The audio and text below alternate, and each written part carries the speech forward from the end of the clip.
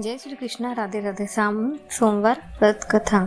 सावन सोमवार व्रत कथा का पाठ करने से शिव भक्तों की सभी मनोकामना पूर्ण होती है। मान्यता है कि इस प्रकार व्रत करने से संतान सुख, मन चाहा जीवन साथी, धन धान्य की प्राप्ति, साथ ही अकाल मृत्यु भय भी दूर होता है। ये कथा वैवाहिक जीवन में सुख, शांति और स्वास्थ्य लाभ भी प्रदान करती है। तो सुनिए सावन सोमवार व्रत कथा। किसी नगर में एक साहूकार रहता था। उसके घर में धन की कमी नहीं थी, लेकिन उसके संतान नहीं थी, जिस कारण वो बहुत परेशान रहता था। पुत्र की प्राप्ति से वह हर सोमवार का व्रत करता। पूरी श्रद्धा के साथ में शिव मंदिर जाकर भगवान शिव और पार्वती की आराधना करता था।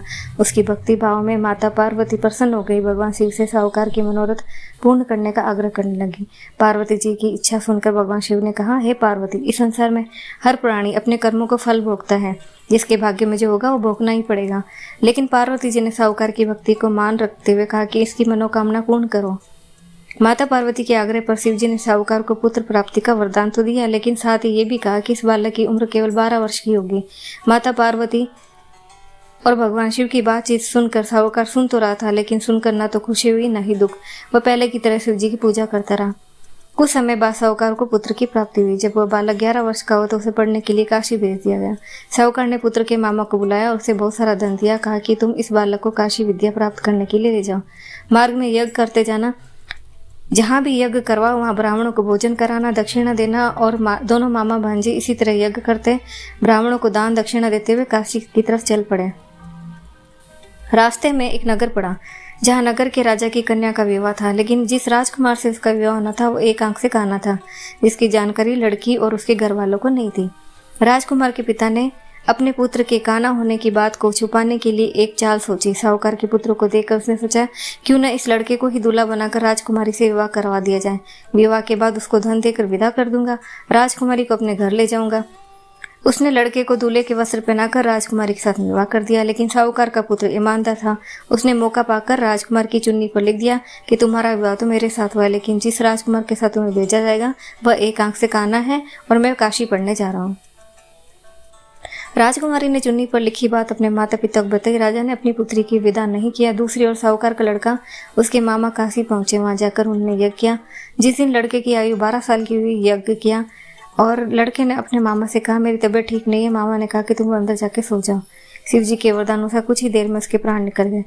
मृत भांजे को देखकर मामा ने विलाप शुरू किया। संयोग उसी समय शिव जी पार्वती जी उधर से निकल रहे थे।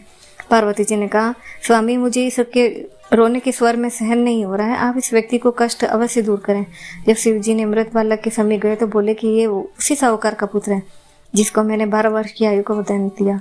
अब इसकी आयु पूरी हो चुकी है, लेकिन मातृभाव विभोर माता पार्वती ने कहा, हे महादेव, आप इस बालक को आयु देने की कृपा करें, अन्यथा इसके वियोग में माता पिता भी तड़प तड़प के मर जाएंगे। माता पार्वती के आग्रह पर भगवान शिव ने उस लड़के को जीवित होने का वरदान दिया।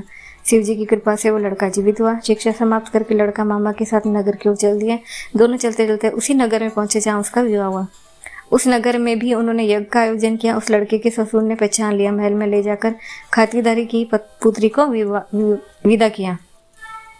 इधर साहूकार और उसकी पत्नी भूखे प्यास से रहकर बेटे के आने की प्रतीक्षा कर रहे थे। दोनों ने प्रण लिया, यदि वो अपने बेटे की मृत्यु का समाचार मिले तो वो अपने शरीर को त्याग देंगे। परंतु बेटे के जीवित होने की बात सुनकर बेहद प्रसन्न हुआ। उसी रात भगवान शिव ने व्यापारी को सपने में आकर कहा, मैं तेरे सोमवार के व्रत करने और व्रत कथा सुनने और प्रसन्न होकर तेरे पुत्र की लंबी आयु प्रदान करता हूँ। इस प्रकार जो कोई सोमवार का व्रत करता है, कथा सुनता है, सुनाता है, उसके सभी दुख दूर होते हैं। ओम नमः शिवाय। सावन सोमवार व्रत की पूजा सामग्री। शिवलिंग या भगवान शिव की प्रतिमा, बेलपुत्र, धतूरा, भांग, गंगा जल, दूध, पंचामृत, घी का दीपक, धूप, फल, मिठाई, सफेद फूल। पूजा विधि, स्नान करें, स्वच्छ कपड़े पहने, जल, दूध, पंचामृत का अभिषेक करें, बेलपत्र, धतूरा, फूल नैवेद्य अर्पित करें, शिव मंत्र का जाप करें, कथा करें, आरती करें। भगवान शिव की विशेष कृपा होती है। जो इसको व्रत को करता है, विवाह, संतान, मनोकामना पूर्ण होती है, जीवन में सुख, शांति, समृद्धि आती है। राधे राधे।